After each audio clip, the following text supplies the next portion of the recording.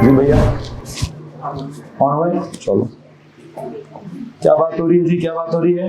ये जो पहला पहला हमारा चैप्टर है, हमने ओ लेवल में इसका बहुत ही ऑर्डिनरी वर्जन पढ़ा हुआ है और हम ए लेवल में आकर इसका बहुत ही एडवांस्ड वर्जन में चले गए हैं। ठीक है, तो यहाँ मैं अगर आपसे एक्स्ट्रा बातें भी करूंगा तो मुझे नहीं तकलीफ होती इस बात से। ठीक है, मैं हर किसी सवाल का आपको जवाब देते ही जाता हूँ, लेकिन जब हम आगे जैसे जैसे आगे जाएंगे, डिटेल्ड केमिस्ट्री के अंदर जाते जाएंगे, तो आपकी इतला के लिए अर्ज है, इतने ढेर सारे सवाल ही नहीं आएंगे आपके दिमाग में। ठीक है, कितने सवाल आएंगे? उतने ही आएंगे जितना मैं पढ़ा रहा हूँ। ये एटॉमिक स्ट्रक्चर के साथ थोड़ी सी फिजिक्स इन्वॉल्व है। ठीक है, इस वजह से कुछ 2-3 बच्चे हैं जिनके दिल दिमाग में थोड़ा एक्स्ट्रा सवाल आ जाते हैं और उन एक्स्ट्रा सवाल की वजह से हमें अपनी कैपेसिटी से बाहर निकलना पड़ता है। लेकिन जब हम अगली वाली केमिस्ट्री में जाएंगे तो अपने आप में बहुत कुछ है उसके अंदर, तो इतना कुछ है कि वहां दिमाग बंदे का वहां से आगे नहीं जा पाएगा।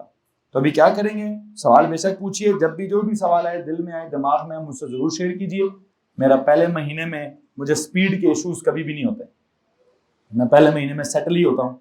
आपके दिल दिमाग में कोई मेच्योरिटी डेवलप करना ही मेरा मकसद है। पहले 1-2 महीने के अंदर वो हो गई है, अच्छी खासी डेवलप हो गई है। पहले 1-2 महीनों में जैसे होता है ना, हर साल की अपनी अपनी बेसिक्स होती हैं। इस साल की बेसिक्स का क्या मतलब है? इस साल की बेसिक्स में सिर्फ एक काम करना है, दिमाग को बड़ा। दिमाग को बड़ा करने का मतलब क्या है कि सर जी जितना भी कॉन्सेप्ट पढ़ाते हैं घसीट सकते हैं, घसीट लें सारे, और फिर जब दिमाग में दर्द होने लगे छोड़ दें सारे। तो आप देख रहे हैं मैं पिछले इस पूरे महीने में क्या किए, मैंने कहीं ना कहीं दिमाग को क्या किए, घसीटा है, और एंड पे क्या किए, अभी कैसे छोड़ा है। इतनी ढेर सारी केमिस्ट्री पढ़ाने के बाद मैं क्या कह रहा हूँ, मैंने तो पढ़ानी नहीं, मैंने क्या पढ़ाना, मेरा तो टॉपिक इलेक्ट्रॉनिक कॉन्फ़िगरेशन है भाई, मुझे तो आपको इलेक्ट्रॉनिक कॉन्फ़िगरेशन सिखानी है। कैसी कॉन्फ़िगरेशन? ओ लेवल में क्या थी configuration? 2 8 8 remaining, but that's it. अब पहले में 2 क्यों है तो क्यों नहीं है, 8 क्यों है तो 8 क्यों नहीं है, लड़ाई की कभी हमने? सीधा सीधा रूल था, पहले में 2 हैं, दूसरे में 8 हैं, तीसरे में 8 हैं, चौथे में बाकी हैं, और काम है सिर्फ पहले 20 एलिमेंट्स का, तो बात खत्म हो गई। तो मुझे भी वैसी बात करनी चाहिए कि जी एस में कितने हैं, 2 हैं, पी में कितने हैं, 6 हैं, डी में कितने हैं, 10 हैं, एफ में कितने हैं, बात खत्म भाई। इसमें किसी मसला है? हाँ, इतनी भी खत्म नहीं हुई बात। अभी एस अकेला होता तो बात खत्म होती। एस कैसा होता है? एक 1s होता है, एक 2s भी होता है, एक 3s भी होता है। पहले किस s को फिल करना है? 1s को। फिर किसको करना है? 2s को। फिर किसको करना है? 3s को। फिर किसको करना है? 4s को करना है। ठीक, लेकिन 2s को फिल करने के बाद 3s को फिल करना है, या 2s के बाद कोई 2p भी आएगा, 2p को फिल करेंगे, फिर किसको करेंगे? 3s को करेंगे। ये 3s के बाद क्या आएगा? 3p आएगा, उसको फिल करेंगे। 3p के बाद क्या आएगा? 3d आएगा, 4s आएगा। आएगा क्या? 3p के बाद क्या आएगा? दिमाग खराब है तुम लोगों का। 3s आएगा, 3s के बाद क्या आएगा? 3p आएगा, 3p के बाद क्या आएगा? 3d आएगा। ये 4s क्या कर रहे हो, समझाओ भाई। हेलो, बात है, पिछले टेबल पे जाओ। हाँ जी, टेबल में देखो जी, पहले मेन शेल में क्या है, कौन है, कौन से वाला? 1s। तो मैं सबसे पहले किसको फिल करूंगा, बताओ ना भाई। मैं दिमाग में बम फोड़ूंगा अभी थोड़ी देर के लिए, उसके दिमाग का पहले का फटा हुआ है। ठीक है, पहले मैं उससे पूछूं भाई तुझे क्या हो गया है। नॉर्मल केमिस्ट्री सुनाए पहले मुझे। नॉर्मल केमिस्ट्री ये है कि पहले कौन फिल होगा, टेबल चेक करो अपना। 1s फिल होना चाहिए, फिर 2s फिल होना चाहिए, फिर 2p होना चाहिए, फिर 3s होना चाहिए, फिर 3p होना चाहिए, फिर 3d होना चाहिए, फिर 4s होना चाहिए, फिर 4p, फिर 4d, फिर 4f, फिर बस सर काफी है, बहुत नहीं होंगे। ठीक है, ये तो नॉर्मल केमिस्ट्री तो ऐसे चल रही है। अब नॉर्मल केमिस्ट्री ऐसे चल रही है और कुछ बच्चों की केमिस्ट्री कुछ और चल रही है। वो क्या कहते हैं? कौन कौन कह रहे जी, कुछ कह रहा है मुझे, क्या कह रहा है जी? भैया आपने 4s बोला है, क्या बोला है आपने 4s के बारे में? 3p के बाद 4s आएगा, 3d नहीं आएगा, क्यों? हाँ, वो कहता है सर जी कोई एनर्जी लेवल का बीच में मसला है, तो फिर क्या करूं? पहले एनर्जी लेवल के बारे में कुछ सिखाने की कोशिश कर देता हूं। तो आई थिंक जो मेरा रूल्स हैं रूल्स ऑफ इलेक्ट्रॉनिक कॉन्फ़िगरेशन में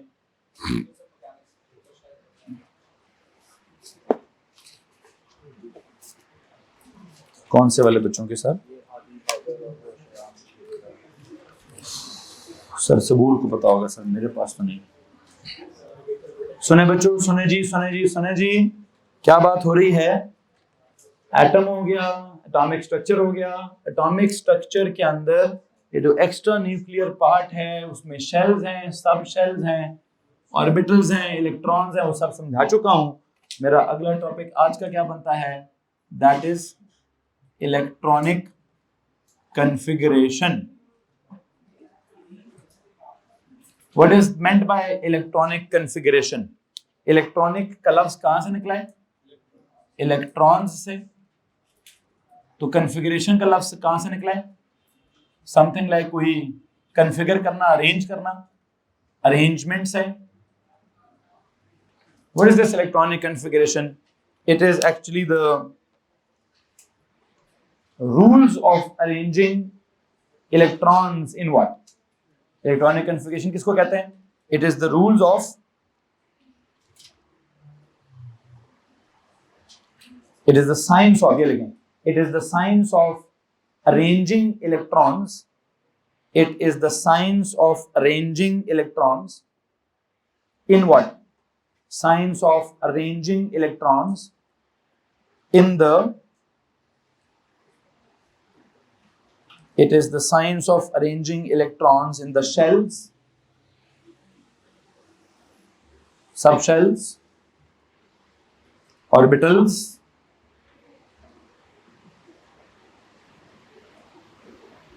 energy levels. The science of arranging, क्या लिखा है? Science of क्या? Arrangement of electrons in the shells, subshells, orbitals या energy levels around the nucleus of an atom. Around the nucleus of an atom. ठीक है जी? Underline the word science of arrangement of electrons. Science of arrangement of electrons का लफ्ज underline कर दीजिए। Science of arrangement of electrons का word underline कीजिए please. क्या science है? उस साइंस के कुछ असूल हैं। वो क्या असूल हैं? जरा प्लीज साइंस ऑफ अरेंजमेंट को अंडरलाइन करके हेडिंग दें और नीचे लिखें, उसको अंडरलाइन करके नीचे हेडिंग दें, rules of electronic configuration.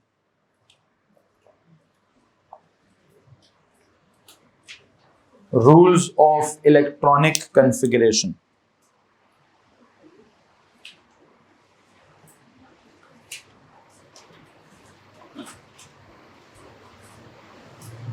Rules of electronic configuration. बाकी जो भी पुरानी साइंस है, प्लीज उस पुरानी साइंस को थोड़ी देर के लिए क्या करेंगे, हम भूल जाएंगे, दिमाग से निकालेंगे कि शक्ल कैसी है तो शक्ल कैसी नहीं है। अब मुझे सीधा सीधा सिर्फ उतनी बात करनी है जितनी मेरे लिए मेरे सिलेबस वाले ने मुझसे कही है। पहला कॉन्सेप्ट, ये जो इलेक्ट्रॉन्स पता है हमेशा करते क्या है? इलेक्ट्रॉन्स हमेशा जो भी लोएस्ट एनर्जी लेवल होता है, जो भी अवेलेबल होता है, कौन? लोएस्ट एनर्जी लेवल अवेलेबल होता है, हमेशा उसमें रहने की कोशिश करता है। आई थिंक मैं रूल नंबर 1 के तौर पर क्या लिखवाऊंगा? इलेक्ट्रॉन विल ऑलवेज रिजाइड, पहला रूल ये लिखेंगे, electron will always reside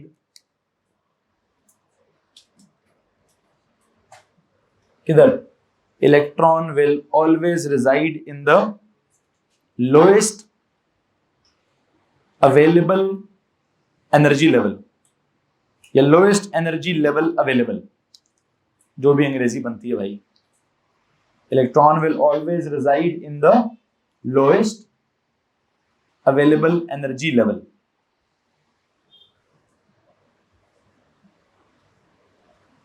Lowest available energy level। अच्छा, तो मुझे फिर सबसे पहले क्या सीखना चाहिए? एनर्जी लेवल का कॉन्सेप्ट सीखना चाहिए। और मैं तो इतने दिनों से एनर्जी लेवल को सिखा ही नहीं रहा था आपको।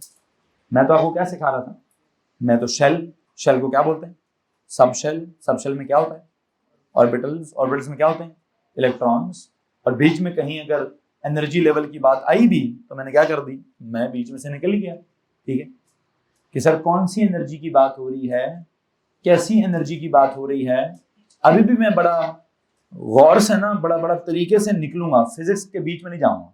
अगर मैं एनर्जी की बात करूं तो आपको पता है एनर्जी तो टॉपिक ही फिजिक्स का है, एनर्जी तो प्योरली टॉपिक ही फिजिक्स का है, उसकी तो बहुत सारी किस्में होती हैं और कौन कौन सी किस्म होती है, मैं उसी को स्टार्ट कर दूं तो पूरा साल यही फिजिक्स पढ़ाने में लग जाएगा।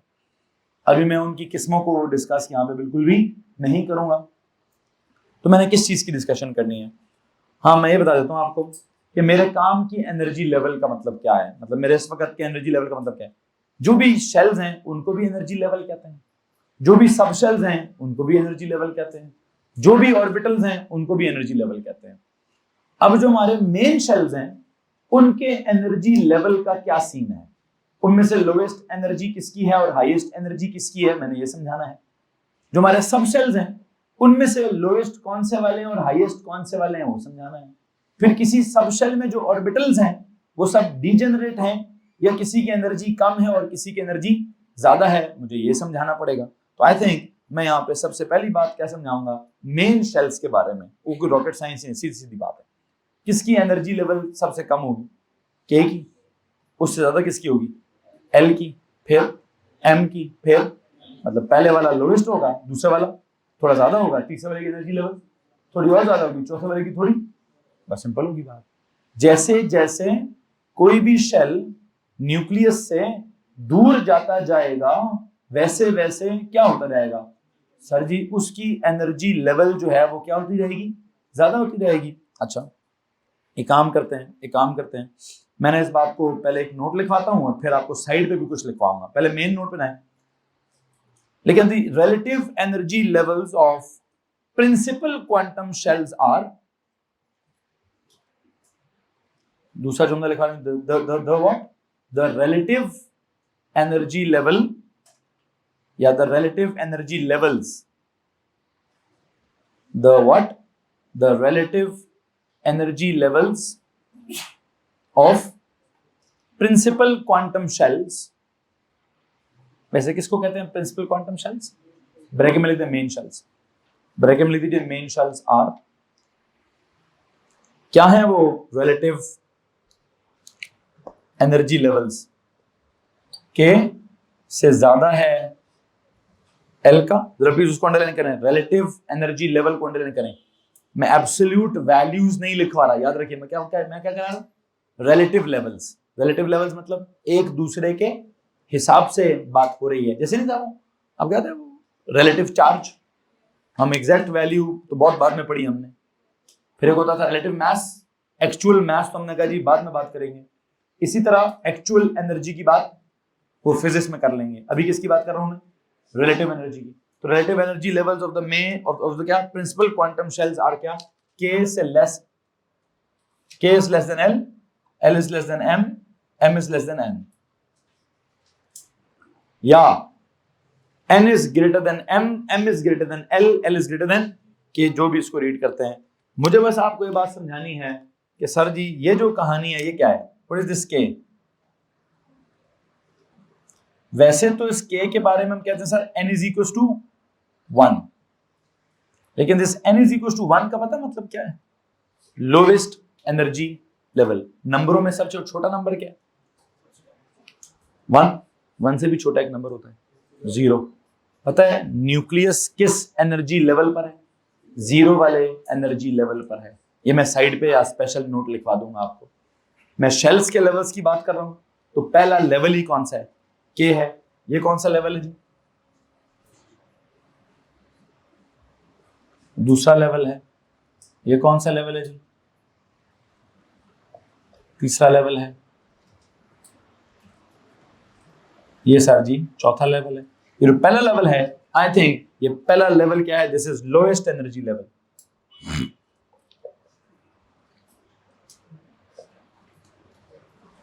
और अगर मैं इस चौथे वाले की बात करूं, आई थिंक इन चारों में से this one is highest energy level. अच्छा, अब हमने जो लेवल किसका कम है किसका ज्यादा है, हमारी इमेजिनेशन में ना क्या सीन चल रहा है, ओ लेवल की इमेजिनेशन में सर ये न्यूक्लियस है, पहला शेल, दूसरा शेल, तीसरा शेल, चौथा शेल। हमने इस एनर्जी के लेवल के डिफरेंस को कैसे रिलेट किया हुआ है, हमने इन एनर्जी लेवल्स के डिफरेंस को आपस अपने दिमाग में कैसे रखा हुआ है, न्यूक्लियस के करीब, न्यूक्लियस के दूर। हम अपनी केमिस्ट्री में इस फिजिक्स का क्या मीनिंग निकालते हैं, हमारी केमिस्ट्री में मैंने एनर्जी की वैल्यूज नहीं पढ़ानी, इनका हमने केमिस्ट्री का मतलब क्या निकालना है, जो करीब है वो क्या है, लोएस्ट एनर्जी लेवल है, जो दूर है वो क्या है, वो है। तो हमने तो एनर्जी को रेडियस से रिलेट कर दिए, किससे रिलेट कर दिए, तो आई थिंक अगर मैं यहाँ पे कहूं कि जो लोएस्ट एनर्जी लेवल है, इसकी साथ अगली बात क्या है, वो ये है कि this is closest to the nucleus.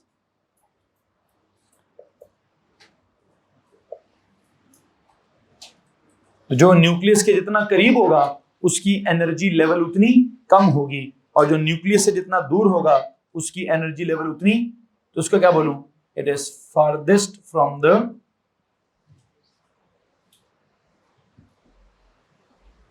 Nucleus.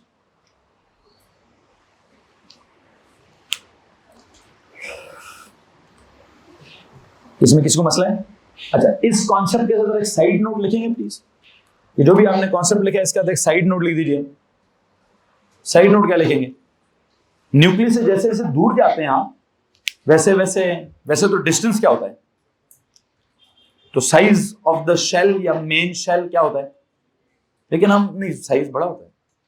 जैसे जैसे न्यूक्लियस से आप क्या करेंगे, दूर जाएंगे, डिस्टेंस फ्रॉम द न्यूक्लियस जब आपका ज्यादा होगा तो साइज ऑफ द शेल क्या होगा, हमने उस साइज के बड़े होने को क्या कह दिए, एनर्जी का लेवल बड़ा हो जाएगा। क्या हो जाएगा? अब ये रिलेटिव बातें हैं, ये फिजिक्स की एक्चुअल बातें नहीं है। हमने एक्चुअल में एनर्जी लेवल चेंज हो रहा है, लेकिन हम उसका क्या डिस्कस कर रहे हैं, हम उसका एनर्जी लेवल तो डिस्कस नहीं कर रहे। हमारे दिमाग में क्या इमेजिनेशन आ रही है, हमारे दिमाग में उसका साइंस की इमेजिनेशन आ रही है।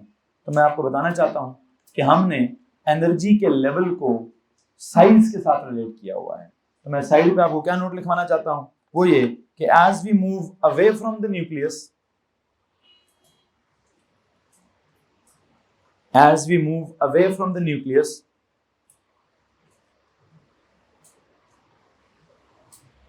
क्या क्या चीज है जो ज्यादा होती है? सर जी जब अवे फ्रॉम द न्यूक्लियस जाएंगे, underline the word away from the nucleus,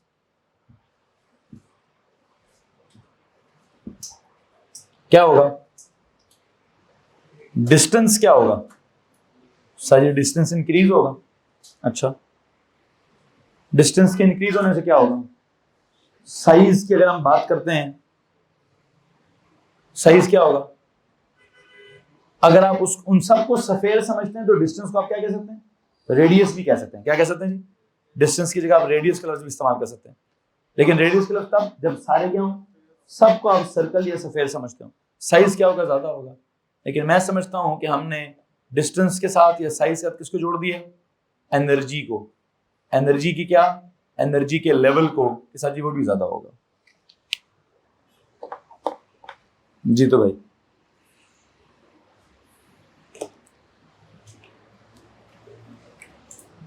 तो अगर आप इस हिसाब से सोचेंगे तो हमारा पहला असूल क्या था कि जनाब electron will always reside in what, in the lowest available energy level. तो अगर उसको के अवेलेबल है तो क्या करेगा, वो एल में जाएगा? नो। के खत्म होगा तो क्या करेगा, के में जगह खत्म होगी तो क्या होगा, वो एल में जाएगा। फिर एल में सारे इलेक्ट्रॉन्स फिट होंगे, एल की स्पेस खत्म होगी तो क्या होगा, फिर वो एम में जाएगा। फिर एम की स्पेस खत्म होगी तो क्या होगा, फिर वो एन में जाएगा। भाई तो हमारा बुनियादी असूल क्या था, इलेक्ट्रॉन्स विल ऑलवेज रिजाइड किधर, इन the lowest available energy level. If the lowest energy level is के, तो electrons will first occupy the के शेल, उसको भरेंगे। जब वो खत्म हो जाएगा, उसमें जगह नहीं रहेगी, तो फिर एल में जाएंगे। एल को भरेंगे, एल में जब खत्म हो जाएगा, एल में मजीद कैपेसिटी खत्म हो जाएगी, कोई और इलेक्ट्रॉन नहीं आएगा, तो वो इलेक्ट्रॉन्स किस में रखेंगे, हम वो इलेक्ट्रॉन हम एम में रखेंगे। एम जब खत्म हो जाएगा, एम की कैपेसिटी खत्म हो जाएगी, एम भर जाएगा, तो हम एक्स्ट्रा इलेक्ट्रॉन जाकर एन में रखेंगे। और हम ऐसे ही करते हैं, हम ओ लेवल में ऐसे ही करते हैं। हमने किसी की भी कॉन्फ़िगरेशन करनी हो तो पहले हमने जिसको भी भरा है वो कौन था, वो के था। फिर हमने जिसको भरा है वो कौन था, वो एल था। फिर हमने जिसको भरा है वो कौन था, एम था। इसको मसला इस बात से, अच्छा ठीक होगी बात। अब यहाँ से अगर हम आगे चलें तो यहाँ से आगे की सिचुएशन क्या है, ये तो बात मैंने कर दी आपके साथ किसकी, मेन एनर्जी लेवल्स के रिलेटिव्स की। इसमें तो किसी को मसला ही नहीं है, ओ लेवल की बात है, तो यहाँ मसला। अब करते हैं किसकी तरफ, the relative energy levels of sub shells are, वहां एक मसला है। The relative energy levels of sub shells are, तो मैं तीसरा पॉइंट लिख रहा हूं, प्लीज उस पॉइंट को सुनिए गौर से। The relative energy levels of sub shells are, पहले तो ना प्रिंसिपल क्वांटम नंबर्स, उनकी बात खत्म। अब किसकी बात होगी, और प्रिंसिपल क्वांटम नंबर्स की बात बिल्कुल वैसी है जैसे ओ लेवल की होती है, ठीक है। तो ओ लेवल की बात मैं खत्म कर चुका हूं, अब मैं आता हूं प्योर अपने लेवल पर। अब स्टार्ट हो रहा है आपका एक्चुअल में पहला कॉन्सेप्ट जो आपके लिए बड़ा जरूरी है, वो क्या है, the relative energy levels of the sub shells are 1s 2s 2p 3s 3p 3d 4s 4p। आपने चेक किया मैंने क्या किया, दोबारा सुने, मैंने क्या बोला, 1s फिर 2s फिर 2p फिर 3s फिर 3p फिर 3d। लेकिन होना तो 3d चाहिए, लेकिन मुसीबत क्या है, it is something like 4s is इधर, 4p इज इधर। अब ये क्या मसला है, इस मसले को तो हम डिस्कस करेंगे, इसी मसले को तो हम डिस्कस करेंगे। इसको ऐसे लिखेंगे, 1s से ज्यादा 2s, 2s से ज्यादा 2p, 2p से ज्यादा 3s, 3s से ज्यादा 3p, 3p से ज्यादा 4s, 4s से ज्यादा 3d, 3d से ज्यादा 4p। और फिर 4p के बाद भी क्या आना चाहिए, हाँ जी 4d आना चाहिए, वो नहीं आता, क्या आता है, इट इज 5s। फिर यहां पे क्या आएगा, खैर इससे आगे मैं नहीं जाता, मैं कहां तक जा रहा हूं जी,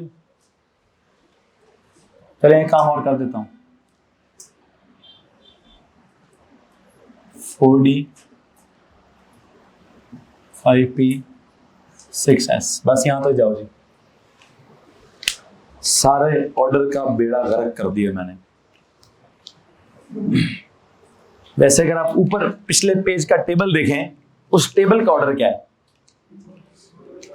1s 2s 2p 3s 3p 3d 4s 4p 4d 4f, ये ऑर्डर होना चाहिए। लेकिन हमारा ऑर्डर क्या चल रहा है सर जी, हमारे ऑर्डर में क्या चल रहा है, 1s 2s 2p 3s 3p 4s। कहां मसला है, यहां मसला है सर। अच्छा फिर किधर मसला आ गया, 3d के बाद 3d के बाद ये खत्म, फिर 4s 4p 4d क्या होना चाहिए था सर, ये लीजिए एक और मसला है। इसके बाद तो सर मसला ही मसला है, आप ये मसला समझ आते हैं, अगला हम खुद समझ लेंगे। तो जी ये मसला भाई, इस मसले को समझना है, इस मसले को समझने के लिए what if I tell you कि हमारी लाइन क्या लिखी है, the what relative energy levels of the subshells are 1s 2s 2p 3s 3p 4s 3d 4p 5s 4d 5p 6s। पता नहीं है क्या ऑर्डर है, इस ऑर्डर की जो बात है ना, आपकी इतला के लिए अर्ज ये है कि ये ऑर्डर सिर्फ कब तक है, जब तक, अब दो जुमले बहुत इंपॉर्टेंट हैं प्लीज, बहुत इंपॉर्टेंट हैं, गौर से सुनने हैं। ये ऑर्डर है जब हम फिल कर रहे होते हैं, क्या कर रहे होते हैं, जब भी हमें अगर कोई कहे कि जनाब इलेक्ट्रॉन्स को फिल करो, तो हम किस ऑर्डर में फिल करेंगे, जनाब साहब इस ऑर्डर में फिल किया जाएगा। और इस ऑर्डर के एंड पे एक जुमला लिख दीजिए, फिलिंग ऑर्डर। कौन सा ऑर्डर भाई, फिलिंग ऑर्डर।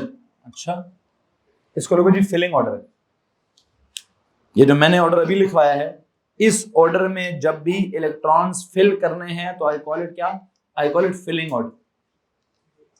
लेकिन आपकी इत्तला के लिए अर्ज करूं, लेकिन मगर अगर फिल करके ऐसे लिख दिया तो नंबर पुत्रों में एक भी नहीं देगा। लिखना कैसे पड़ेगा, दिमाग में बम फटेगा भी आपके। फिल कैसे करना, मैंने ऐसे कर दिया, फिल करके लिख दिया, उसने काटा मार देना। लिखूंगा कैसे, लिखूंगा असल ऑर्डर में। किस ऑर्डर में, 1s 2s 2p 3s 3p 3d 4s 4p 4d 4f 5s 5p है जो भी। ये कौन सा ऑर्डर है, दिस इज राइटिंग ऑर्डर। कौन सा ऑर्डर है जी, हेलो जी, देखिए जी राइटिंग ऑर्डर। अब एक बड़ा मासूम सा सवाल पैदा होता है, सर जी लिखना अगर ऐसे है तो फिर भरना वैसे क्यों है जी। मतलब इससे ज्यादा मासूम सवाल नहीं हो सकता क्या, कि सर जी अगर आपने बाद में सीधे ही करके लिखना था तो पहले उल्टा करके क्यों भरा है जी। क्या मसला चल रहा है, पहले भरता हूं मैं अजीब से ऑर्डर में, लिखता हूं मैं सीधे ऑर्डर में, प्रॉपर ऑर्डर में। अब लिखते वक्त क्या मजबूरी है और भरते वक्त क्या मजबूरी है, भरने का ऑर्डर कुछ और क्यों है, लिखने का ऑर्डर कुछ और क्यों है। ठीक है, आई थिंक मैं ये मसला सिर्फ कहां समझाऊंगा, मुझे लगता है मेरा सिलेबस वाला कहता है कि भाई तुम ना सिर्फ ये 4s और किसका मसला है, 4s और 3d का, इस मसले को समझा दो। किस मसले को समझाओ कि यहां अगर आप चेक करो तो 4s पहले भरा है और 3d बाद में भरा है, लेकिन लिखो तो कैसे लिखते हो, लिखते हुए 3d पहले लिखते हो और 4s बाद में लिखते हो। अच्छा एक काम करते हैं, मैं यहां पर एक क्वेश्चन मार्क लगा रहा हूं, ये अगर मैंने समझा दिया तो वही असूल किस पर अप्लाई होगा, तो मैं यहां असूल लिखूंगा, वही असूल यहां जो घिच में चुहा हुआ है उधर भी वही बात अप्लाई होगी। ठीक है, क्या असूल लिखूं यहां पे, what if I tell you कि मैं लिखना चाहता हूं कि 4s is filled before 3d but written after 3d। लिखे जरा, इस बात के लिए मैं पहला नोट क्या लिखवाऊंगा, जहां पे भी स्टार है और उसका जो क्वेश्चन मार्क है उधर क्या मसला चल रहा है, मैं वहां कहता हूं क्या लिखना जी, 4s is filled before 3d but written after 3d. It is filled before 3d but written after 3d. It is filled before 3d but written कैसे, but it is written after 3d. Hello ji, अब ये क्या scene है जी, भरना पहले है तो लिखना बाद में है, तो ये पहले ही नहीं समझ आया था तो और नहीं समझ आएगा। इसके आगे लिखो जी एक्सप्लेन व्हाई।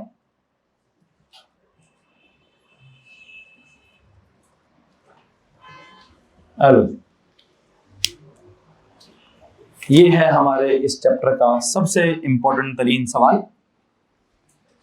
ये है वो साइंस जिसके इर्द गिर्द हमारा एएस लेवल की जो केमिस्ट्री का जो चैप्टर नंबर 1 है भाई वो घूमता है। नॉट जस्ट चैप्टर नंबर 1, पूरे की पूरी एएस लेवल की जो बेसिक केमिस्ट्री है, जिसकी बुनियाद पर आगे जहां जहां मसले होने हैं, जो जो टॉपिक ने हमें परेशान करना है, ये इसी जगह पे इसी कॉन्सेप्ट ने हमें परेशान करना है।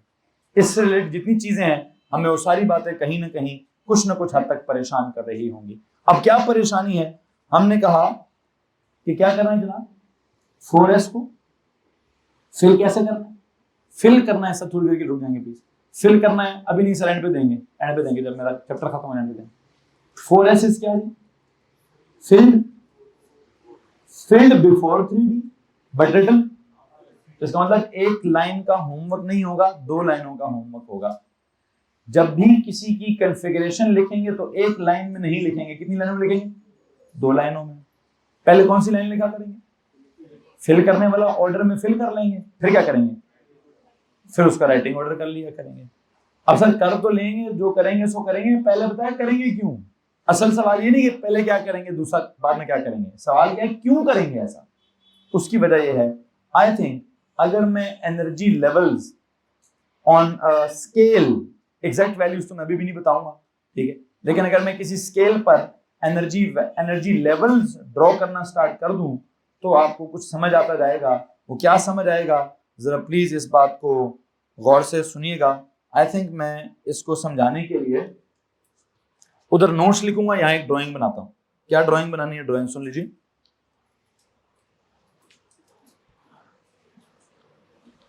इसके आंसर के लिए मैं ना यहां पे एक वर्टिकल एनर्जी एक्सेस लगाऊं। पहले सुन लीजिएगा कि मैं बना क्या रहा हूं, फिर आप करिएगा काम। इधर मैं लिखता हूं n इज इक्वल टू 0,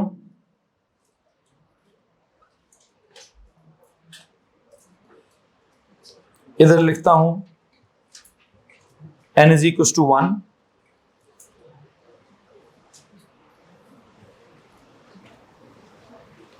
इधर लिखता हूं n इज इक्वल टू 2, इधर लिखता हूं n इज इक्वल टू 3,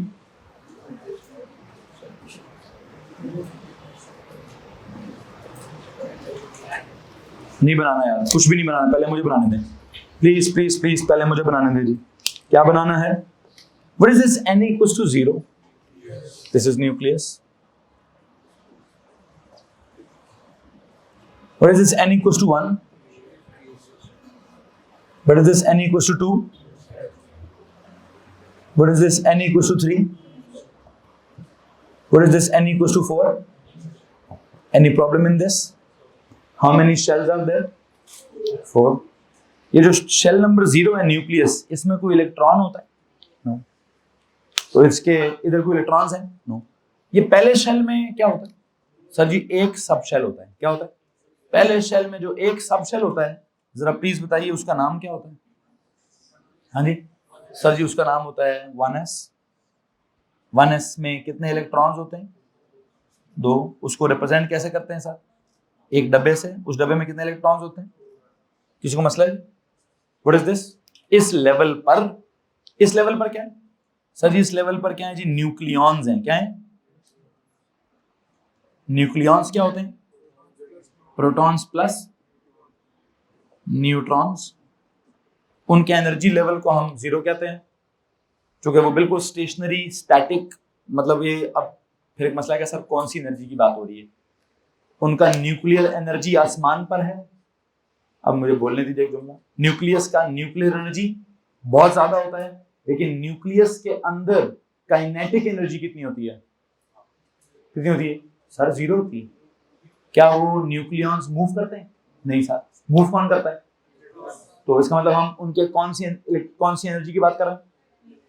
अब इट्स नॉट जस्ट काइनेटिक, असल में इलेक्ट्रॉन्स हैं in the field of the nucleus. तो एक और एनर्जी भी होगी। कौन सी? हाँ जीपी, इलेक्ट्रिकल फील्ड में है, इलेक्ट्रिकल पोटेंशियल एनर्जी। चलो एक ख्याल आ ही गया। पेज के हेडर पे जाओ, एक नोट लिखो यार, पेज के हेडर पे जाओ। इलेक्ट्रॉन्स के पास कौन सी एनर्जी है? इलेक्ट्रॉन्स ऑक्यूपाई नहीं, electrons have kinetic energy due to what? Electrons possess kinetic energy due to their motion. Electrons possess kinetic energy due to their motion and electrical potential energy due to being in the electrical field. Electrons possess kinetic energy due to their motion and electrical potential energy due to what? Due to their presence in the electrical field.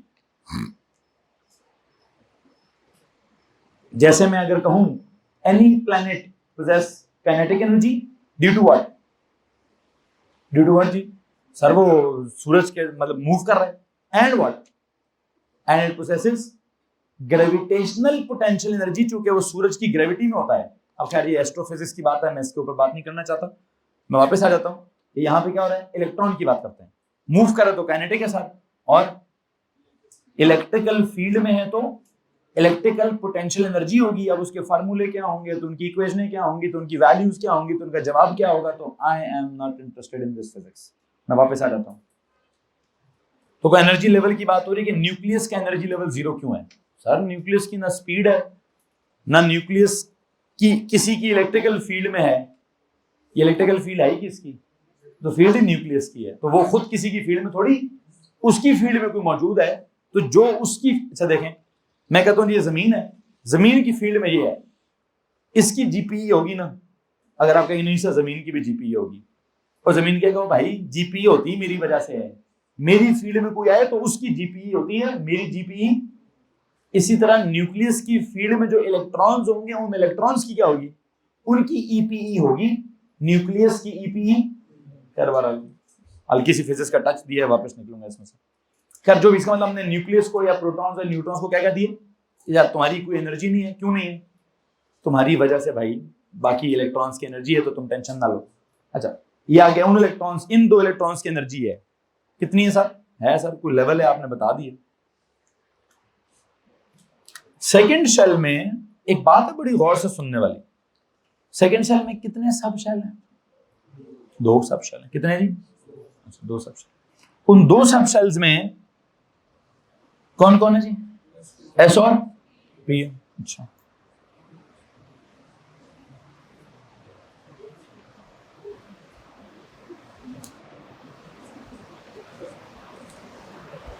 एक इसके अंदर है जी कौन सा, 2s2 जिसमें 2 electrons होते हैं, फिर है क्या 2p, उसमें कितने होते हैं, उनके जो 3 ऑर्बिटल्स हैं उनके एनर्जी लेवल क्या है, आपस में क्या है सर, आपस में तो डीजेनरेट है, याद है वो डीजेनरेट, लेकिन 2s से क्या है थोड़े से ऊपर, कितने इलेक्ट्रॉन्स है उसमें, 6 है। यहां से अगर हम आगे चलें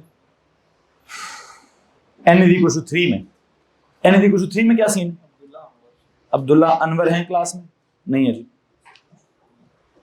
हाँ किसको किसको, हाँ कहाँ जाना है, अच्छा जाओ,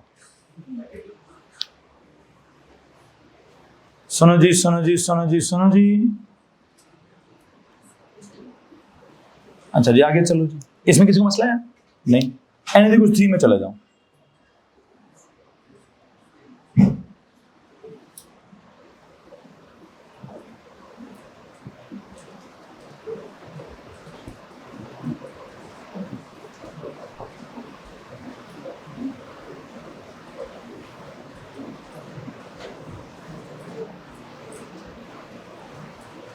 हाँ जी ये क्या सीन है भाई, n=3 के अंदर कितने सब शेल्स हैं, 3 सब शेल्स हैं, क्या नाम है उनका, 3s में कितने, 3p में कितने, 3d में कितने, 3s की शक्ल ऐसी, 3p की शक्ल,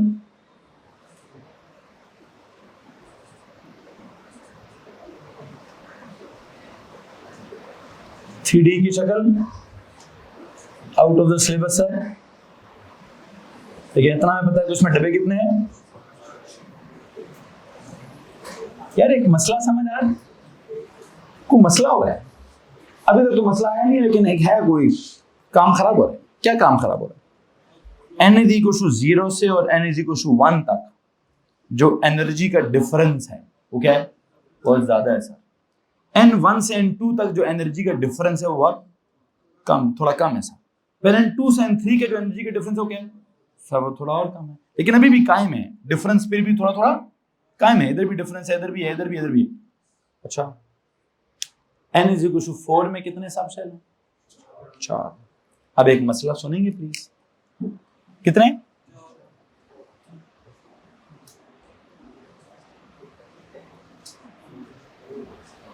क्या मसला हो गया, n=4 का जो 4s है वो किधर है जी सर, वो इतना करीब करीब करीब करीब हो रहे हैं कि उनमें आगे जाते हुए क्या हो रहा है, इतनी खिचड़ी खिचड़ी खिचड़ी हो रही है कि इसका जो 4s है वो किधर है, हेलो जी किधर है सर, वो 3d से थोड़ा नीचे है। अच्छा इसका जो वो है 4p है सर, वो थोड़ा ऊपर ही है, फिर 4d, फिर 4 F, उधर तो मैं जा ही नहीं रहा, मुझे किधर जाना है? 4S, 4S किधर आ गया? इधर आ गया है जी, किधर आ गया? सो मसला क्या चल रहा है सर जी? मसला बुनियादी तौर पर ये चल रहा है कि जैसे जैसे हम शेल नंबर 1 से 2 पे जाते हैं, फिर 2 से 3 पे जाते हैं, फिर 3 से 4 पे जाते हैं, या अगर हम 4 से 5 पे जाएंगे, पता क्या होगा? एनर्जी का जो गैप है, एनर्जी का जो डिफरेंस है, वो क्या होता जाएगा? Energy difference in the main shells, वो क्या होता जाएगा? कम होता जाएगा। वो इतना कम होता जाएगा, एक वक्त आएगा कि वो इतना कम हो जाएगा कि energy difference in the sub shells, वो भी क्या हो रहा होगा? वो भी कम हो रहा होगा। वो इतना कम हो जाएगा कि यहां आकर एक मसला ही हो जाएगा। क्या मसला हो जाएगा सर जी? जो इसके 3 लेवल्स हैं और जो उसके 4 लेवल्स हैं, वो आपस में इंटरमिक्स हो जाएंगे। क्या हो जाएंगे सर? क्या होगा? इधर तो पहला लेवल आ गया, इसके 2 लेवल्स में एक नीचे एक थोड़ा ऊपर है, उससे कोई ताल्लुक नहीं है। इसके 3 में एक नीचे एक ऊपर एक दरमियान में, उसका इसके साथ ताल्लुक नहीं है। मतलब इनमें इतना गैप है, इनमें क्या है? इतना गैप है कि इसके अगले सब शेल्स में और इसके सब शेल्स में भी गैप बाकी रहे, लेकिन इसमें इतना गैप नहीं है कि इसके सब शेल्स में और उसके सब शेल्स में गैप अभी भी बाकी। वहां क्या होगा सर? इसका पहला वाला जो है ना, उसका लेवल इधर आ गया। अगर आप कहते हैं सर इसको थोड़ा सा इनलार्ज करें, ओके, ये ड्राइंग अगर गिचमिच हो गई है तो मैं इसका इनलार्ज्ड वर्जन कहां ड्रॉ कर रहा हूं? सुने जरा, मैं कह रहा हूं ये है n = 3, पहला लेवल, दूसरा लेवल, तीसरा level, this is 3s2, 3p6, 3d10। यहां पर अगर हम जाएं, दिस इज n = 4। इसका क्या सीन चल रहा है सर जी? इसका पहला लेवल, इसका दूसरा लेवल, इसका तीसरा लेवल, इसका ये चौथा लेवल। दिस इज क्या? This is that 4s2, this is that 4p6, 4d10, 4f14। So you know what is happening? Back उठाओ बेटा यहां से। क्या हो रहा है जी? क्या हो रहा है? क्या हो रहा है सर? ये असल में ये गैप इतना कम है कि उससे क्या होता है, इसके 3 सब शेल्स के ये लेवल आ गए, 3s2, 3p6, 3d10। कोई मसला है? इसके जो 4 सब शेल्स हैं आगे वाले, उनको मैं किधर फैलाऊं? उनके एनर्जी लेवल्स ऐसे होते हैं कि उनका जो लोएस्ट एनर्जी लेवल है 4s वाला, वो इसके साथ मिक्स हो गया है। कितना मिक्स हो गया है? इतना मिक्स हो गया कि 3d से किधर आ जाता है? इनिशियली 3d से वो नीचे होता है। एक बात बताऊं, जब वो भर जाता है तो क्या होता है? वो कहता है भाई तुम थोड़ा नीचे खिसको, मैंने अपनी जगह पे जाना है, ठीक है। जब वो खाली खाली होते हैं तो लेवल्स की ये कहानी है। जब अब इलेक्ट्रॉन भर देते हैं तो क्या होता है? तो उनकी अरेंजमेंट ऐसी नहीं होती 10 मिनट्स 5 मिनट्स। तो उनकी अरेंजमेंट कैसे होती है? ये ऑर्डर है बिफोर फिलिंग। कौन सा ऑर्डर है? This is before filling. Once electrons fill, तो कुछ तो फिजिक्स होती होगी। मैंने इनकी कौन सी पूरी फिजिक्स सुनाई है कि फिल होने के बाद कोई फिजिक्स है उसको सुनाऊं। फिल होने के बाद क्या होगा? बस इतनी बात याद रखिए, फिल होने से पहले क्या कॉन्सेप्ट है सर जी? फिल होने से पहले ये कॉन्सेप्ट है। फिल होने के बाद क्या कॉन्सेप्ट है? फिल होने के बाद थोड़ा सा ना ये गैप, ये गैप, ये गैप, ये गैप इस तरह से चेंज होगा। क्या होगा भाई? किस तरह से चेंज होगा सर? इस तरह से चेंज होगा कि क्या होगा? 4s थोड़ा सा वापस अपने असल मुकाम पे चले जाना चाहिए। मेरा जुमला खत्म होने दो, फिर मैं आपकी तरफ आता हूँ। 4s को किधर चले जाना चाहिए? अपने असल मुकाम पे। असल मुकाम किधर है? असल मुकाम किधर है सर जी? असल मुकाम है 3d के बाद, ठीक है। तो असल मुकाम अगर 3d के बाद है तो ये ड्राइंग है बिफोर फिलिंग, और ये लेवल्स क्या हैं?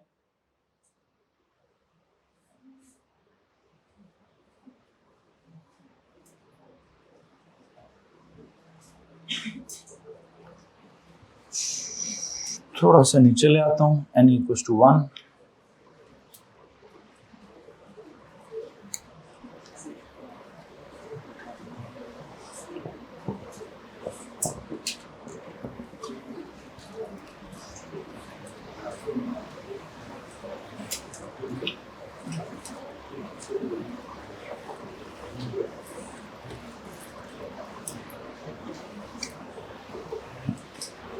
One is 2, 2s2, 2p6, 3s2, 3p6, 3d10, 4s2, 4p6, 4d10, 4f14।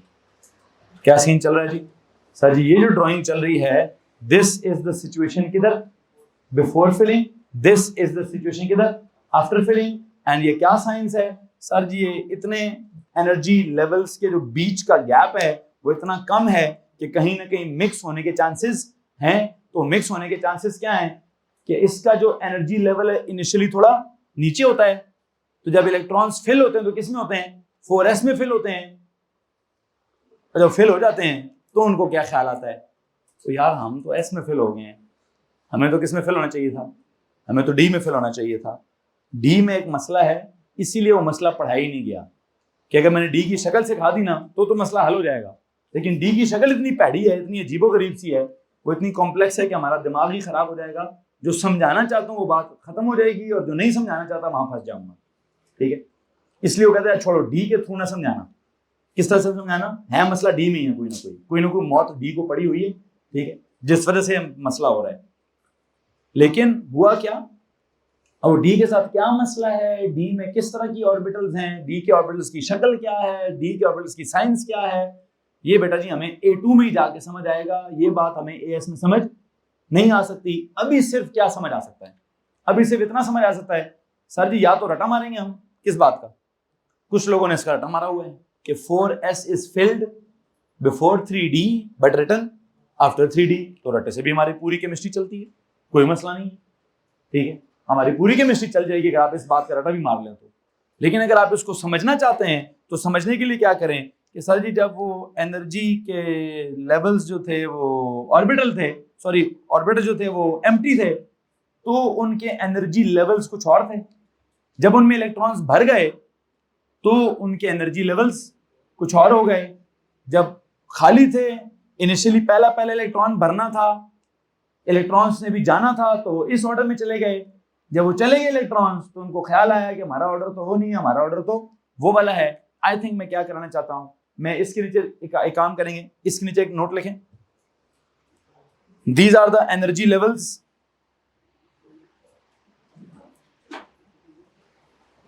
When the orbitals are empty. इसके नीचे क्या लिखेंगे? Energy levels when the orbitals are empty. ठीक है, उसके नीचे क्या लिखूं? Energy levels when the orbitals are filled. Empty थे तो ऐसे थे, फिल हो गए तो वैसे हो गए। बल्कि सिंपल लिखे before filling after filling. Simple लिखें एनर्जी लेवल्स बिफोर फिलिंग। तो क्या लिखे? एनर्जी लेवल्स, क्योंकि हमारा ना बिफोर फिलिंग और filling order, writing order. This is before filling, energy levels before filling, and these are energy levels after filling.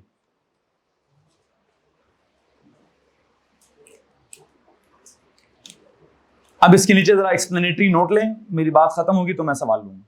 ठीक, explanatory note दें जी।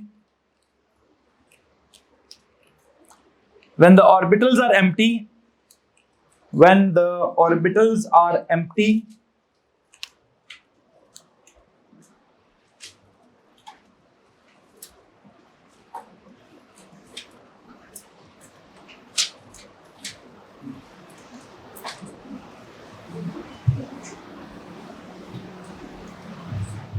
आप बना चुके तो मिटाइएगा मत, कोई मसला नहीं है। When the orbitals are empty, the energy level of 4s is lower than 3d.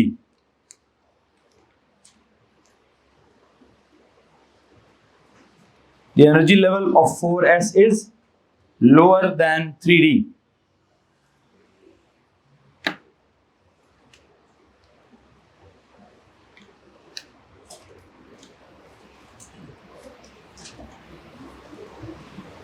क्या लिखा जी? When the orbitals are empty, the energy level of 4s is lower than 3d. But when the orbitals are filled, orbitals या subshells, but when the subshells are filled,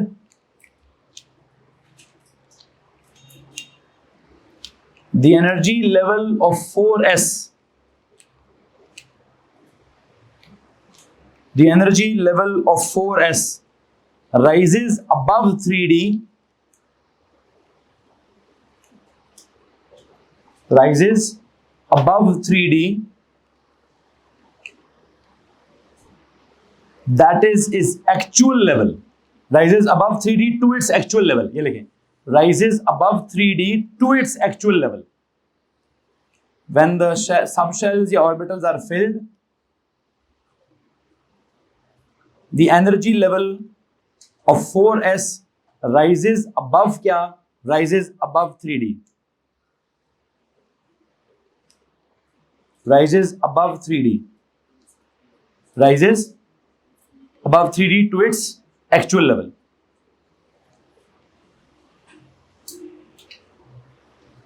एक और जुमला लिखिए. This problem can be further explained. Should be further explained. This problem should be further explained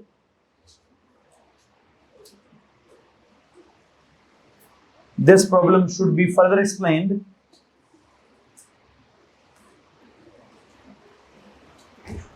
by the This problem should be further explained by the complex shape of d subshell, by the complex shape of d orbitals. Should be further explained by the complex shape of d orbitals in A2 level. In A2 level. This problem क्या करें जी? Shall be further explained by the complex shape of d orbitals, but in A2 level. But in A2 level. यहां तक किसी को मसला है जी? ठीक है जी. इनका सवाल लूंगा पहले जी. ऊंचा बोलें. नहीं, ये तो इक्वल तो कभी भी नहीं होता. ये गैप ज्यादा है, ये गैप कम है, ये गैप उससे कम है, ये गैप और कम है. आगे जाए तो और गैप कम होता रहता है. इक्वल तो मतलब एक वक्त आएगा गैप ही खत्म हो जाएगा तो एनर्जी लेवल्स ही खत्म हो जाएंगे. इसको मैं यूं लिखवा देता हूं कि जैसे जैसे हम दूर जाते हैं energy gap between the main shells वो क्या होता जाता है? डिक्रीज होता जाता है. या इवन हम ये भी कह सकते हैं कि energy gap between the sub shells वो भी क्या होता जाता है? वो भी कम होता जाता है. एक काम करें, मैं इनके सवाल के लिए एक नोट लिखवाना चाहता हूं. प्लीज एक नोट लिखें एंड पे जाकर. एक और असूल लिख दें या एक नोट लिखें. As we move away from the nucleus, कर दें सर, कर दें. बेटा खिड़कियां बंद कर दीजिए, जिसके भी आसपास खिड़कियां यार खिड़की बंद कर दें. एसीज लगवा दें फिर सारे. कर दो, उसको बंद कर दो यार. बहानी है उसको बंद कर दो. बंद है सर, पीछे वाली बंद करवा दें प्लीज. जिस किसी के भी आसपास एसीज ऑन है कोशिश कीजिएगा कि 20 डिग्री से ऊपर पर ही रखिएगा. 20 डिग्री से नीचे मत कीजिएगा प्लीज. क्या लिखा है? क्या नोट लिखा है भाई? As you move away from the nucleus क्या होता है? The what? The energy gap between the what? The energy gap between the shells, subshells, shells या subshells दोनों लिख दें. The energy gap between the shells या subshells decreases. कितना decreases? Sir जी इतना decreases के बाद वो एक वक्त आता है कि मिक्स ही हो जाते हैं. ठीक है, डिक्रीज करता है लेकिन इतना डिक्रीज होता है कि वो मिक्स ही हो जाते हैं. अब वो मिक्स कैसे होते हैं? हाँ, जब खाली है तो 4s का लेवल थोड़ा नीचे है. यही मसला किधर है? अगर मैंने यहाँ n=5 बना दिया पता क्या होगा? सुने जरा. n2 3 4 5 का गैप तो और कम हो जाएगा. दिस शेल भी n=5 नहीं बनाइएगा. इसका भी क्या होगा फिर? 5s किधर आएगा? 5s आएगा 4d से भी नीचे. 5s पता है किधर है? इधर है. फिर 5p किधर है? 4f तो आई नहीं अभी तक, तो खैर मैं नहीं बताना चाहता. n=5 की लाइन में ड्रॉ, वो और ज्यादा खप हो जाएगी. और ज्यादा खप में मैंने अभी नहीं जाना. तो सवाल है तो प्लीज मेरे सभी और क्वेश्चन. ठीक है जी. Anything else please? So you know सबसे पहला हमारा मसला क्या है? हमें एएस में सबसे पहला मसला जिसको इनकाउंटर करना है वो ये था कि सर नॉर्मल केमिस्ट्री जा रही थी सीधी. वो सीधी केमिस्ट्री को पहला धचका किधर लगा? पहला धचका इधर लगा है. क्यों कहता है भाई क्या करोगे? 4s को 3d से पहले फिल करोगे, लेकिन फिल कर लोगे तो लिखोगे किधर? कहते लिखोगे अपनी जगह पर, लिखोगे बाद में. ठीक है, तो हमने उसको किस जुमले से याद कर लिया? आई थिंक मेरा सबसे इंपॉर्टेंट तरीन जुमला कौन सा है? वो ये वाला है कि 4s is filled before 3d but written किधर, रिटन आफ्टर 3d। और उसकी वजह क्या है, कुछ वजह समझ आ गई है, कुछ वजह मैंने छोड़ दी है, ठीक है। इसलिए अक्सर टीचर क्या कहते हैं, कहते हैं रटा मारो यार, खड़े में भेजो उसको, केमिस्ट्री पढ़ रहे हैं, फिजिक्स थोड़ी पढ़ रहे हैं।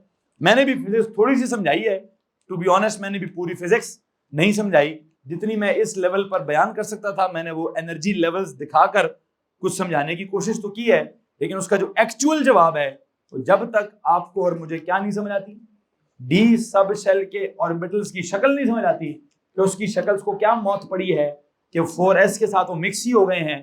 तो इनिशियली इलेक्ट्रॉन्स को लगता है कि 4s और 3d सब एक ही हैं, तो क्या होता है वो 4s में फेल हो जाते हैं। बाद में उनको ख्याल आता है, 4s वाला कहता है भाई मैं तो 3d जैसा नहीं हूं, मैं तो कोई और हूं, तो वो कहीं और लेवल पे चले जाता है। 3d वाले कहते हैं यार हमें पहले भरना चाहिए था, तो इलेक्ट्रॉन्स कहते हैं पहले बताना था ना, है जी, तो पहले बताना था कि पहले नहीं बताना था। इस बात की बहस में मैं A2 में जाता होता हूं, आई एम सॉरी, मैं इसकी बहस में AS में नहीं जा सकता। क्यों, AS ने क्या कहा है, AS वाला क्या कहता है, कहता है भाईजान तुम्हें डी की शक्ल दिखाई है हमने, डी का हमने ऑर्बिटल्स देखे हैं, जब नहीं देखे तो फिर मैं क्या करूं, आई एम सॉरी, मैं तो डी की शक्ल नहीं समझा सकता। तो जब डी की शक्ल भी नहीं समझा सकता तो डी का और एस का जो मसला है उस मसले को समझाऊं, वो मसला भी नहीं समझा सकता। हाँ मसला देख सकता हूँ सर, मसला है, क्या मसला है, मसला नजर क्या आ गया है सर, 4s 3d से पहले फिल होता है लेकिन लिखा वो 3d के बाद जाता है। तो बस ये मसला है हमारा, इस मसले को कल के लेक्चर में मजीद डिस्कस करेंगे और फिर देखते हैं जी क्या करना है और क्या नहीं करना। आई थिंक केमिस्ट्री के लिए मेरी क्लास अभी तक के लिए खाली है। सर जी उनको बुलवा दें, उनकी सेटिंग ऑन कर लें, जब वो आएंगे तो मैं अपनी बात खत्म कर लूंगा। इमरान को या बाहर से किसी को बुला दें। अभी ये मसला हमने देखा है, हमने इस मसले के साथ क्या करना, कहता है मसले को समझना बाद में, पहले इसके बाद कुछ प्रॉपर्टीज निकालनी है। बोर्ड साफ कर दो सर जी, केमिस्ट्री की वर्कशीट लाएं प्लीज, दिखाइए। ऊपर ओ लेवल को दे दिए सर, ठीक है।